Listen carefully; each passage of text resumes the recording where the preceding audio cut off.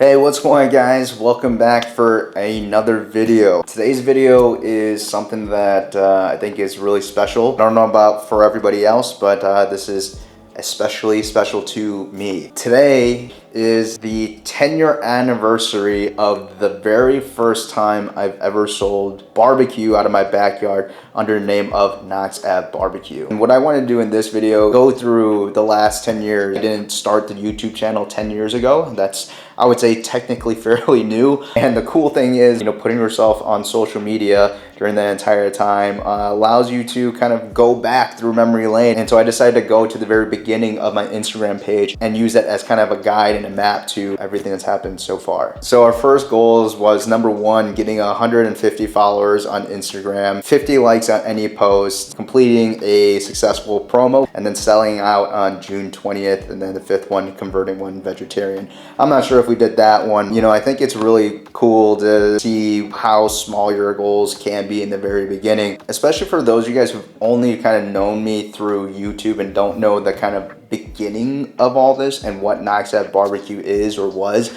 I started doing pop-ups in my backyard. I would borrow tables and chairs from the church that I went to. We kind of set up like a 30-seat backyard restaurant. At that time when I first started, I hadn't even been to Texas before. I was just basing off of pictures and what people said it's supposed to taste like. Just like I'm sure many of you guys are learning how to barbecue. The first time we did it, I didn't think anyone was gonna show up, but time and time again, we sold out in those pop-ups. Luckily, I had my family there with me who could help me kind of push out food. Before the second summer of doing these pop-ups, I went to Texas for the first time. The first barbecue tour, I went out and with my parents, we hit some heavy hitters. And, reflecting now, even in my mind, I say all the time that one of the most underrated flavors in food is nostalgia. Those three places that I went to at that time, all three of them hit exactly that moment. But with that being said, it wasn't the food that made me want to move. It was meeting the people there, get a pit tour. I got to meet Wayne, which was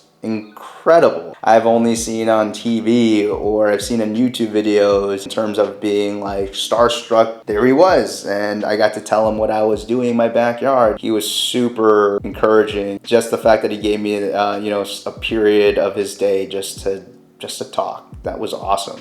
When I went to Franklin, that's when I first met Braun. We were talking about fire management, how to build fires. He was picking up certain logs and having me feel the difference between something that's a little bit more dense and which one's lighter, one that has more bark, and how he likes to build his fires. And I'm like, I luckily knew enough barbecue that I asked some questions that seemed semi-intelligent, but I knew nothing back then. But he was willing to tell me anything and everything. And last we went to La Barbecue. That's when I met Francisco at that time, but also on my way out before I was leaving, that's when I got to meet Dylan Taylor. Dylan Taylor was also one of the guys that started Goldie's. He is someone that I will bring up again later in this video. Again, not the food, but it's the people that made me want to come to Texas and want to do all this. So in the beginning of 2018, so January of 2018, I decided to quit teaching and move to Texas. I feel very, very lucky because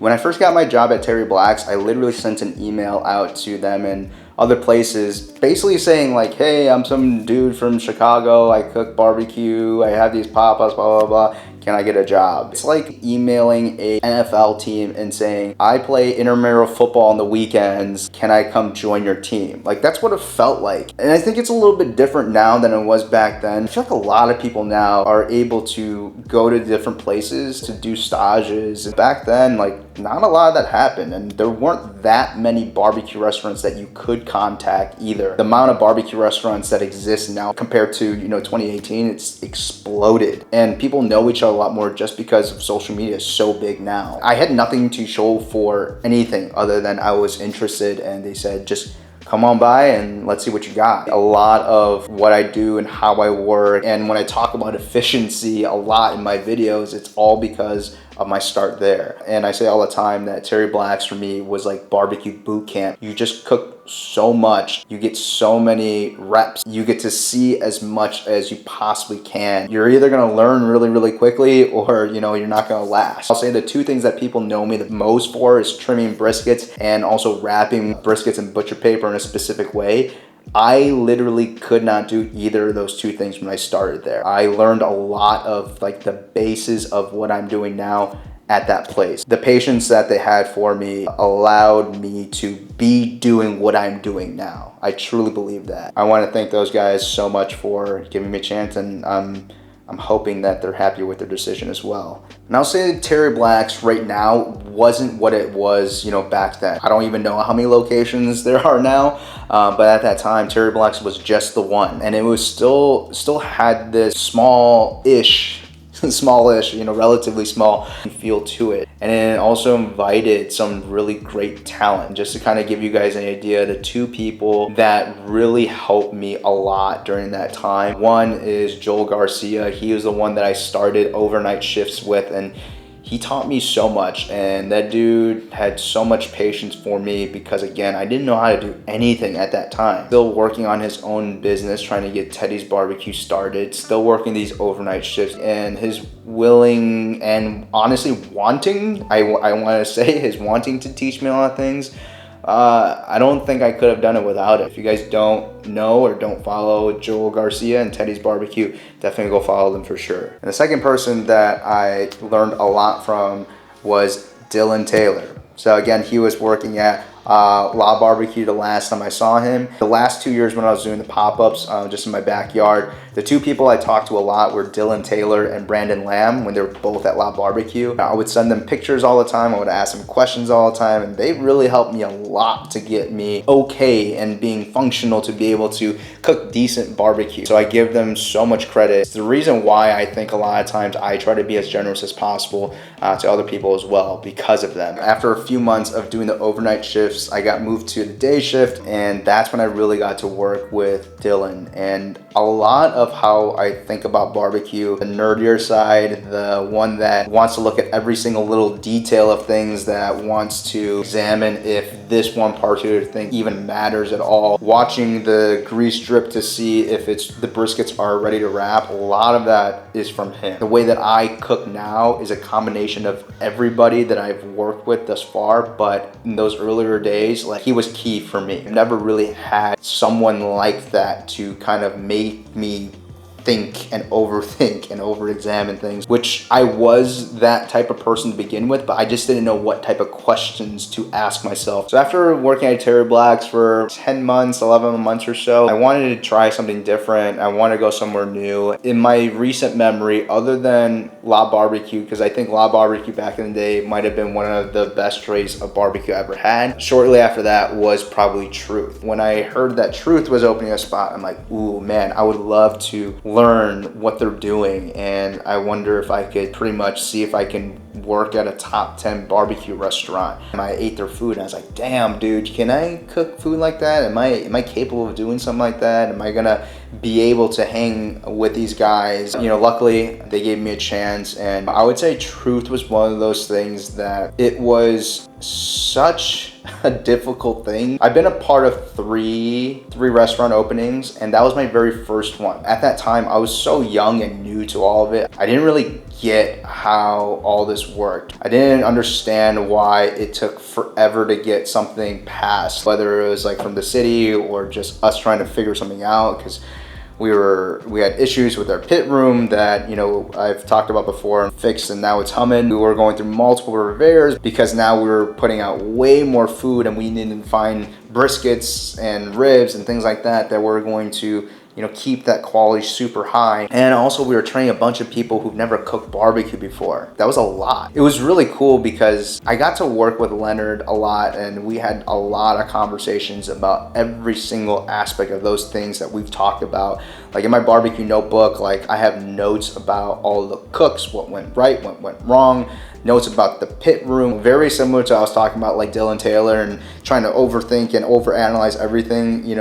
When I look back at my conversations, like text messages with Leonard, that was it too. Like we were just super nerdy about everything. It was really fun. Even though we were going through a lot of struggles trying to find the right way to do things, the best way to do things at the new location, it was that grind that was so rewarding once we finally figured it out. And Truth was that place that I was able to take what I learned from Terry Black's and to see, like, is my method of doing a certain thing consistent with a new spot, or did it only work there? And I found that there are a lot of what I am doing that worked, and then a few things that didn't really work all the time. And it really helped me to develop my own way of thinking or teaching things. And because we had so many new people there cooking barbecue for the first time, that's where it was like my first time being able to be someone teaching someone how to cook barbecue. That's something that I still love to do now, and it's something that I don't think I ever will get rid of because it's just fun for me. And so I want to thank everyone at Truth. I want to thank Leonard and his dad and Abby and Corey at that time for bringing me in, giving me a chance, and just to see how much they've been able to grow the business. Them being on the top 10 list, 3 lists in a row, is absolutely insane. I know how much work that they put in, and it's incredible. I feel very, very lucky to have seen that and to be a part of that. Truly, I am grateful for that experience. After I left Truth, and then I went to LeRoy Lewis for about 2 months. And this is the funny thing, is that I feel like a lot of people thought I've worked at LeRoy Lewis for a long time.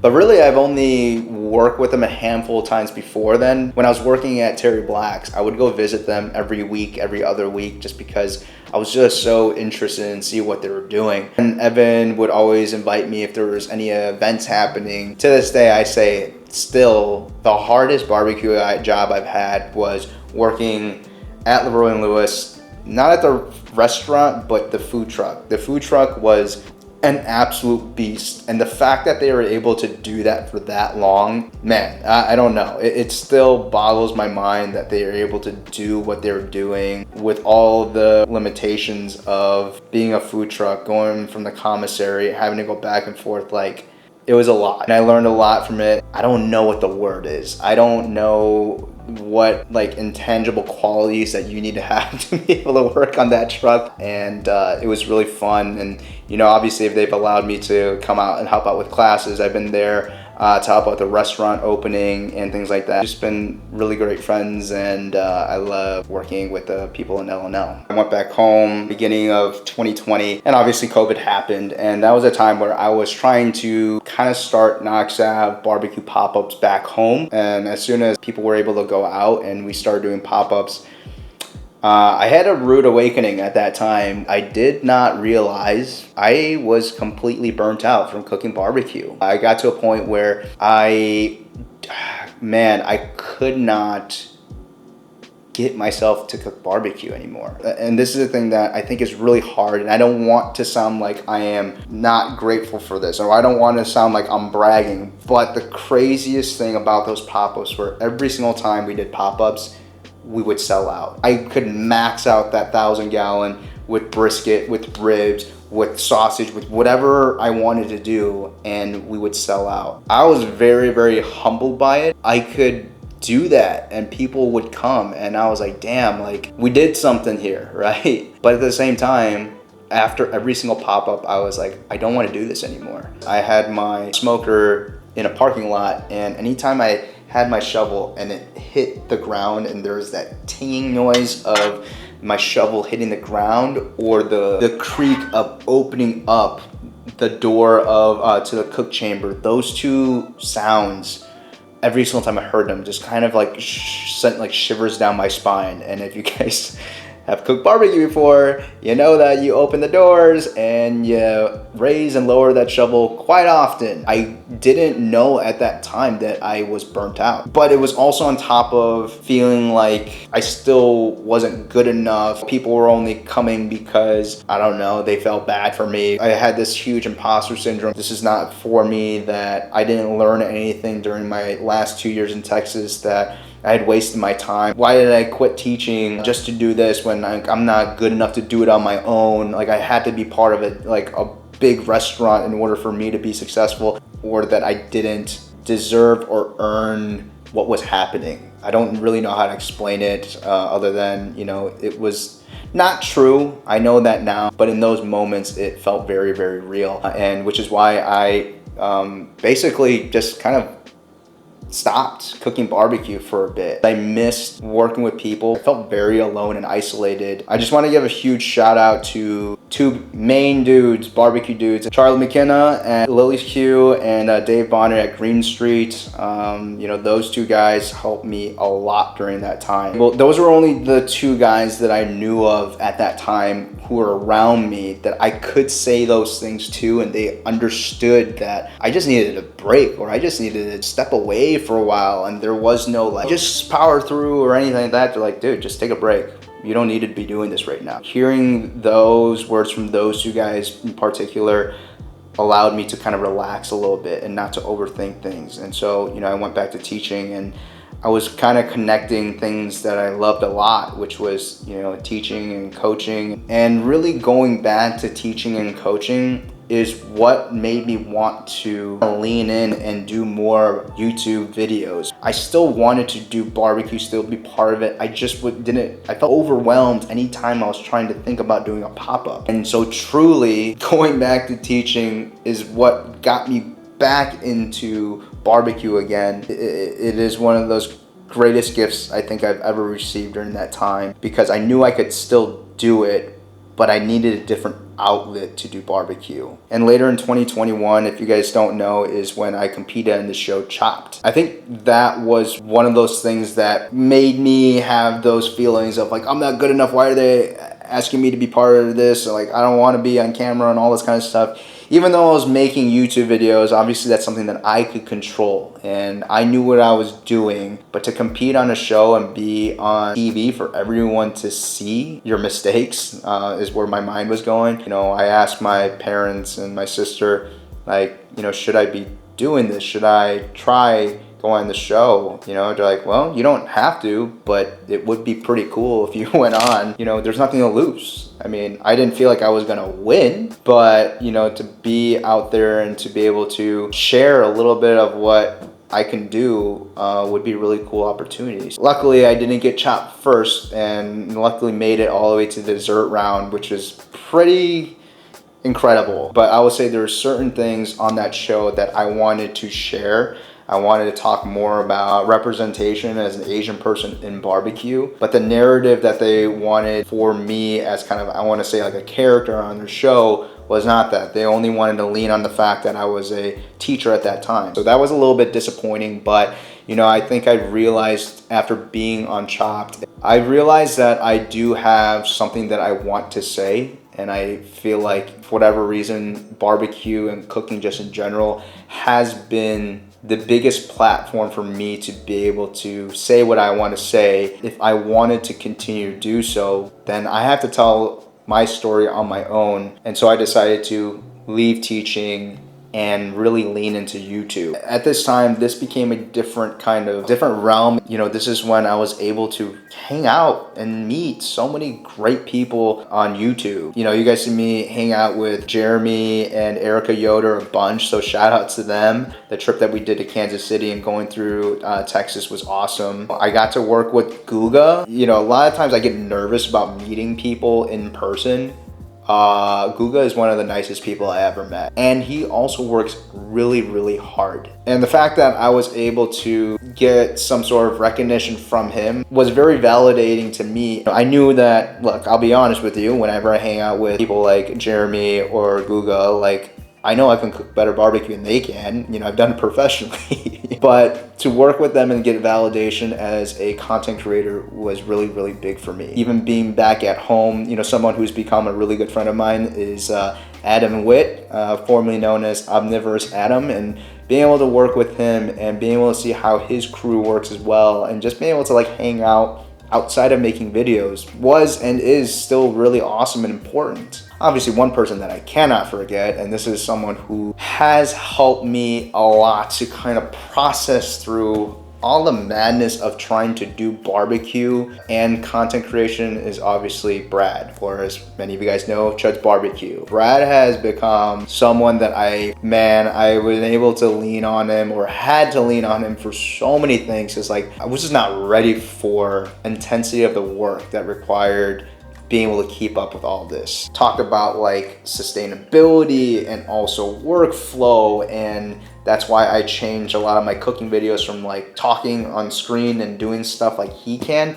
I can't maintain that kind of pace for all my videos, which is why I started doing voiceovers, talking to him about like, does this make sense? Could I do this? Like, what do I have to think of if I am gonna change these? And the fact that like he was available to me, not just as someone professionally, but as a friend, when I was like, dude, I don't know if I could do this anymore. He was instrumental to me continuing to grow on YouTube. And you know, that's what it's been like for the last couple years. And I would say the coolest one recently that I've done is being able to make those barbecue videos last summer with Chef Steps. That one, that one is awesome. That was a YouTube channel that I always watched when I was younger. I feel like now there's so many YouTube channels that you can go to if you're trying to figure out a base recipe to work off of. And for me, that was Chef Steps. And the fact that I was able to work with them and do recipe videos with them was freaking awesome. Those are also guys where you work with them and like, you're like, man, these people are professionals.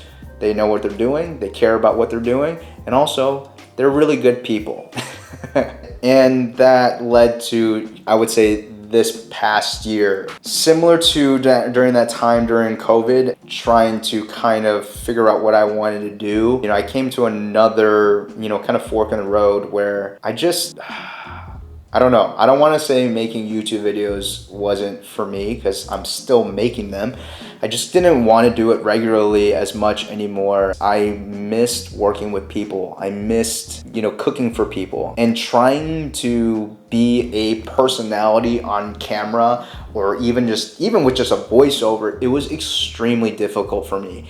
And I needed to find a different avenue, or I needed, if I'm not going to do this, then I got to do something else. And so, you know, that's when I decided that I wanted to move back into working in restaurants again. You know, that's what led me to New York. And I haven't talked about this. Obviously, those of you guys who have watched my last two videos, you know, it was me talking about going to New York and how excited I was, which I was. And I also showed the video of working at Hill Country, which was extremely cool. I never thought that I would be able to move to New York and live there. That's an experience that, like, I don't know, I never thought would happen. And the fact that it came up, I had to take that opportunity. It was just fun to be working with people and feeding people again. The other thing that I was really nervous about working there was like, man, I've been out of restaurants for 4 years. I hadn't worked in a restaurant regularly, like every day, for 4 years. I'm like, I don't even know if I could still do this. You know, I took that as a challenge to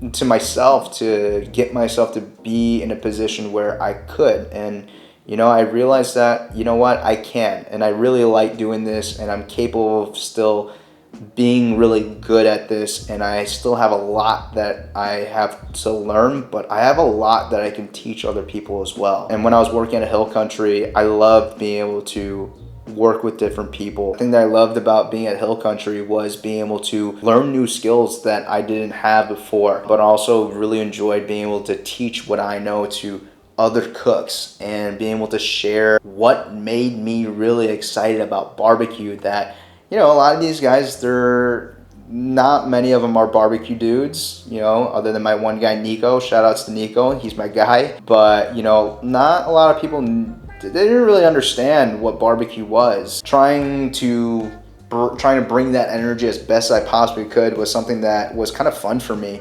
And to talk about plating and how to slice things, and why I'm rotating things here, why I am wrapping a brisket in a certain way, like, that was really fun. And it kind of sparked that excitement back in me. It was different for sure, because I was in the middle of New York. There's not that many barbecue people out there. I was also cooking on rotisseries, which, not my favorite, if I'm gonna be honest. But with all that being said, you know, I'm not there anymore.